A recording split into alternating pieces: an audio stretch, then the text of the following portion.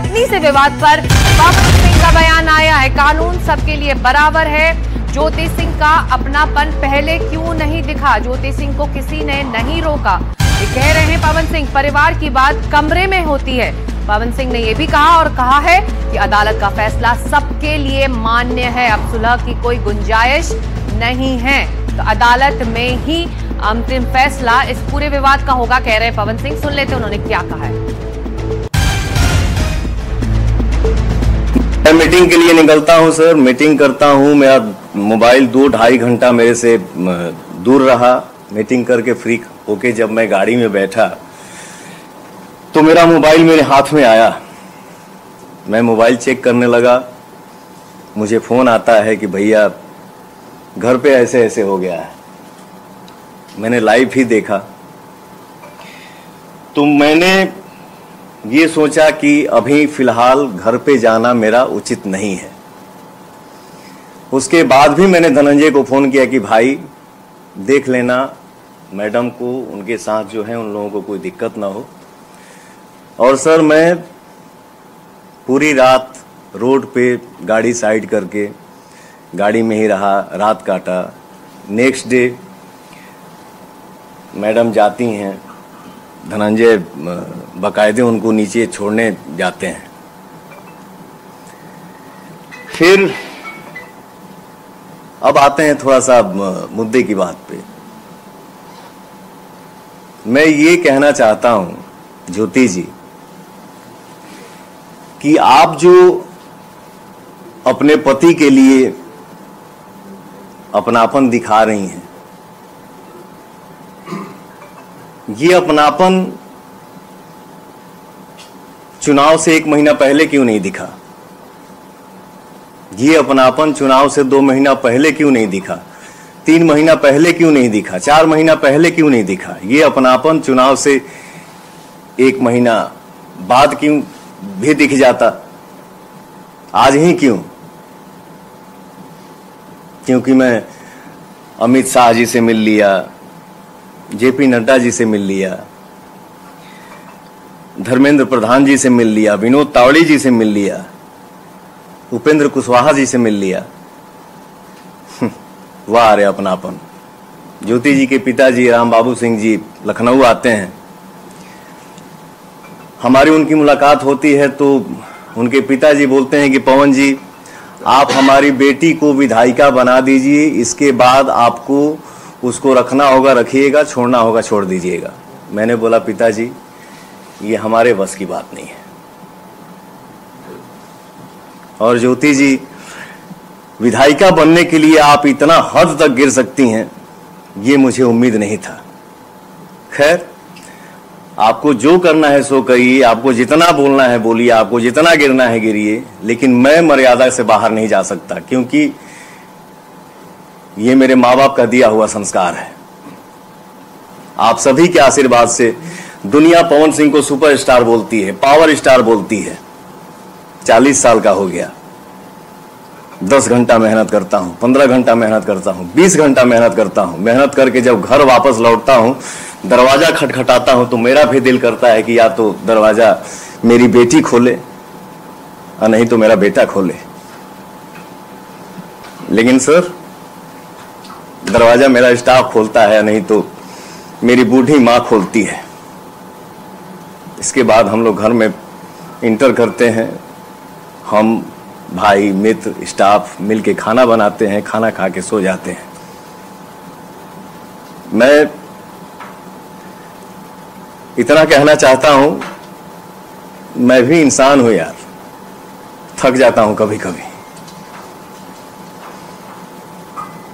यही बात है सर कि महिला के हर बात पे आंसू गिर जाता है और वो दुनिया को दिख भी जाता है। मर्द का दर्द नहीं दिखता है और ना ही वो दिखा पाता है।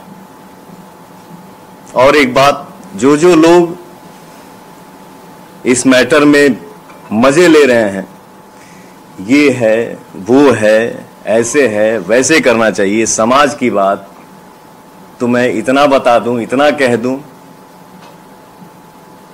कि फैमिलियर बात जो भी होती हैं वो कमरे में होती हैं, कैमरे पे नहीं। तो आखिर ये पूरा विवाद क्या है? हम आपको ज्योति सिंह का उस दिन का बयान सुनवाते हैं जिस दिन वो पवन सिंह के घर पहुंची थी और उन्होंने आरोप लगाया था कि उन्हें उनके पति से मिलने नहीं दिया जा रहा है। मैं हूँ ज्योति सिंह और मैं अभी आ चुकी हूँ पवन जी के घर पे, और पवन जी ने हमारे लिए एक पुलिस थाने में पता नहीं FIR की है। देखिए, हम आप लोगों के कहने पे, सिर्फ आप लोगों के कहने पे हम यहाँ पे आए। मैं हूँ ज्योति सिंह और मैं अभी आ चुकी हूँ पवन जी के घर पे, और पवन जी ने हमारे लिए एक पुलिस थाने में पता नहीं FIR की है। देखिए, हम आप लोगों के कहने पे, सिर्फ आप लोगों के कहने पे हम यहाँ पे आए। तो पारिवारिक ड्रामा, राजनीतिक ड्रामा सब कुछ चल रहा है। बिहार के महामुकाबले के लिए हमारे दो सहयोगी अब पटना से जुड़ रहे हैं, मनोरंजन भारती और प्रभाकर कुमार। मनोरंजन, आपने पवन सिंह और उनकी पत्नी को सुना, तो ये सारा जो फैमिली ड्रामा है इस वक्त वो जुड़ता है राजनीति से, टिकटों के बंटवारे से। यहाँ ऐसा लग रहा है कि सोप ओपेरा जो है वो चल रहा है पब्लिक के बीच, और जो सास बहू वाली सीरियल होती है वो उसी का एक एपिसोड का एक हिस्सा ऐसा लग रहा है कि मैं सुन रहा था, जो आवाज़ मेरे कान में आ रही थी। लेकिन इसका एक राजनीतिक पहलू भी है। राजनीतिक पहलू ये है कि पवन सिंह बीजेपी में हैं और उनको शामिल कर लिया गया है। उन्होंने सही कहा, उपेंद्र कुशवाहा से उनकी मुलाकात दिल्ली में हुई थी और उसके बाद से चर्चा तेज है। दूसरी तरफ उनकी पत्नी भी चुनाव लड़ना चाहती हैं। पिछली बार उन्होंने खूब मेहनत की थी पवन सिंह के लिए, लेकिन पिछली बार जो हुआ वो सबको मालूम है। तो बीजेपी के लिए ये बहुत अच्छे संकेत नहीं है कि परिवार का ये जो हंगामा जो है वो जो है इस तरह से सड़कों पर आ जाए।